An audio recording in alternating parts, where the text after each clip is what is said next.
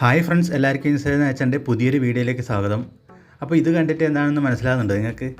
വേറൊന്നുമല്ല, നമ്മൾ പ്രശസ്തമായ മറയൂർ ശർക്കര തയ്യാറാക്കുന്ന പ്രോസസ്സാണ് നിങ്ങൾ കാണുന്നത്.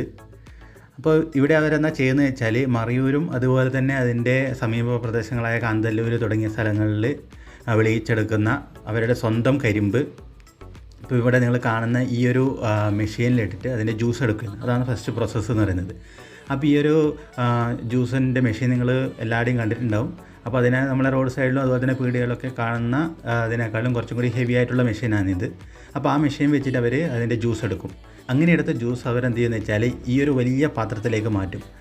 അതിനുശേഷം അത് നല്ലോണം തിളപ്പിച്ചെടുത്തിട്ട് കുറുക്കിയെടുക്കുകയാണ് അവർ ചെയ്യുന്നത്.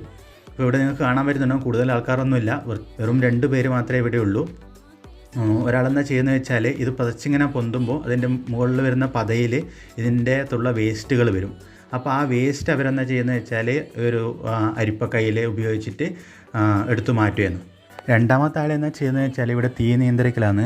അവിടെ ഇന്ധനമായിട്ട് ഉപയോഗിക്കുന്നത് നിങ്ങൾക്ക് കാണാൻ പറ്റുന്നുണ്ടാവും, ഈ കരിമ്പിൻ്റെ വേസ്റ്റ് തന്നെയാണ്. അതായത് ജ്യൂസ് എടുത്ത് കഴിഞ്ഞ് കരിമ്പിൻ്റെ വേസ്റ്റ്, ഉണങ്ങിയ വേസ്റ്റാണ് ഇവർ ഇന്ധനമായിട്ട് ഉപയോഗിക്കുന്നത്. അതുകൊണ്ട് തന്നെ അവർക്ക് വേറെ ഒരു വിറകിനായിട്ടോ അല്ലെങ്കിൽ മറ്റു ഇന്ധനങ്ങൾക്കോ പോകേണ്ട ആവശ്യമില്ല. അതൊരു നല്ല കാര്യമായിട്ട് തോന്നി. അപ്പോൾ ഇവരുടെ കുറേ സമയത്തെ പരിശ്രമത്തിൻ്റെ ഫലമായിട്ട് ഈ ഒരു നമ്മളിപ്പോൾ കാണുന്ന ഈ ഒരു ജ്യൂസ്, കരിമ്പിൻ്റെ ജ്യൂസ് കുറുകി ഒരു പ്രത്യേക പരുവത്തിലേക്ക് വരും. അതിനുശേഷമാണ് ഇത് അടുത്ത സെക്ഷനിലേക്ക് പോകുന്നത്. അപ്പോൾ അതുവരെ ഇവർ ഈ പ്രക്രിയ തുറന്നുകൊണ്ടിരിക്കും. അപ്പോൾ ഇപ്പം നിങ്ങൾ കാണുന്നത് ഇങ്ങനെ ഇതിന് തൊട്ട് മുൻപ് കുറുകി എടുത്തിട്ടുള്ള ശർക്കര ഇവർ ഒരു 3 പേര് കൂടിയിട്ട് ചെറു ചൂടിലാണ് ഇത് ഇവർ ചെയ്യുന്നത്. അപ്പോൾ ഈ രീതിയിലേക്ക് ഉരുട്ടി മാറ്റി വെക്കുകയാണ്. അപ്പോൾ നിങ്ങൾ ഈ വഴി, അതായത് മറയൂർ വഴി വരികയാണെങ്കിൽ ജസ്റ്റ് ഇതൊന്ന് ടേസ്റ്റ് ചെയ്ത് നോക്കുക, അതുപോലെ തന്നെ വാങ്ങിക്കുക. അപ്പം നമ്മൾ നാട്ടിലൊക്കെ കിട്ടുന്ന മറയൂർ ശർക്കര വഞ്ഞിൻ്റെ കിട്ടുന്നത് എത്രത്തോളം ഒറിജിനലാണെന്ന് നമുക്ക് പറയാൻ പറ്റില്ല.